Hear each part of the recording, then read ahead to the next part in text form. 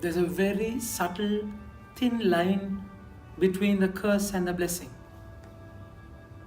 You are the one who decide whether you are making your life a curse or a blessing.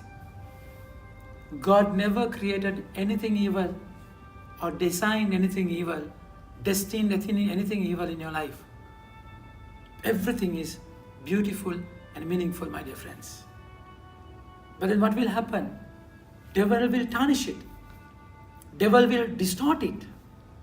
The very blessings that God has given you, He will use it in a way, He will use them as a force of destruction, weapons of destruction.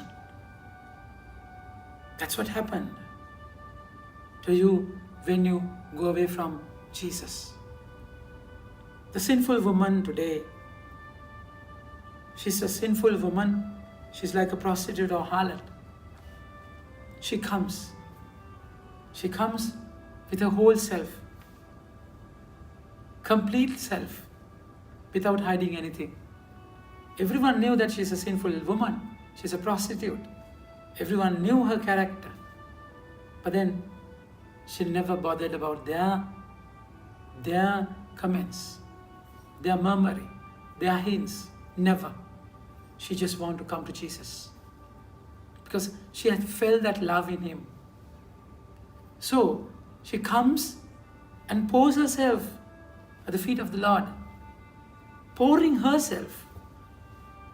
The hair, normally you untie your hair in Jewish culture. You untie your hair, a woman unties her hair in front of the husband in the bedroom. It's a very sexual kind of gesture.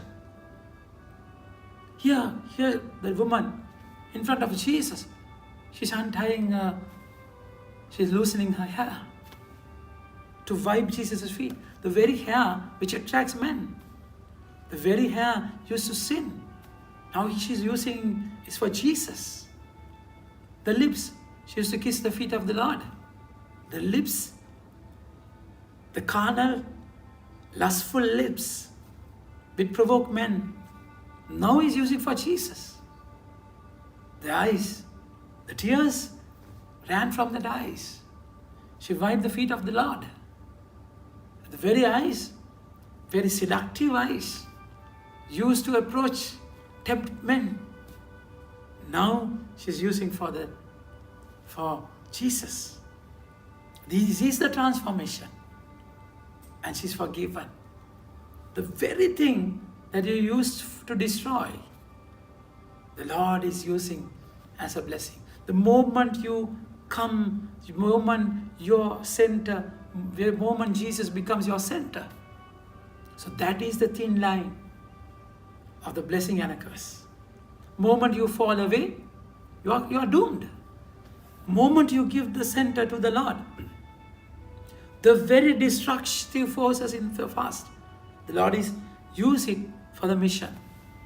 Saul became Paul with a fall. Saul became Paul with a fall. Think about your call. And the sin, your pride, your ego is broken into pieces with sin. And you're done. You don't have to go anywhere when you are zero, minus. Just come to the Lord. Pour yourself completely. Give yourself, throw yourself to the hand of the Lord. He knows what to do with your life. He knows that completely. Simon, today, the Pharisee is a Pharisee, and he had everything. He welcomed Jesus, but then he kept him at arm's length. Never opened his life. Never shared anything. For the reputation's sake, he invited the Lord. Nothing happened in his life. Nothing. The Lord is saying, her sins are forgiven by the act, by the loving act she did. It's a proof of her forgiveness of sins. The Lord is saying, if one is forgiven more, they will love more. The one who is forgiven more will love more. Jesus' love is always the same. There's no gradation. There's no difference. He loves you all the same. Simon and that prodigal lady, sinful lady. But then, if you are forgiven more, you will love more. It's beautiful. Think about it. Think about your pride. That's that person without breaking, always covering. You cover things up and you manage with life. You want to give him a banquet for the people to see you, people to appreciate you, without opening your truth, that bitter stinking truth. You will manage with your life. But if you want to love him more, open your sin to him. Give him all. Deal with the truth without covering anything. Just pour yourself out. And the moment you experience his love, you will love him more. Because you are forgiven more. Peter, Jesus asked him, Peter, do you love me more than others do? In John chapter 21 verse 15 onwards.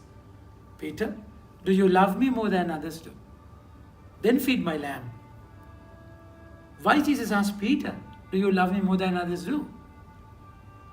Because more than all the other disciples, except Judas, who is not in life, who committed suicide, Peter sinned more. Peter denied 3 times. And he's forgiven more. Once you are forgiven more, you will love more. So, your sin has a mission. Your past wounds has a mission. Your blunders has a mission. All your mistakes has a mission. The moment you give them all to Jesus, and you will experience his love enormously, and then you will love him more. Loving is always connected to serving. That's why Peter is asked, do you love me, Peter, more than others do? Then feed my lamb. So you go out, come to him with all your sins, with all your dirt, with all your stinking wounds, and give them all to Jesus, and experience that love. And to love him more, to try to serve him more deeper. Think about it, and have a nice day. May God bless you.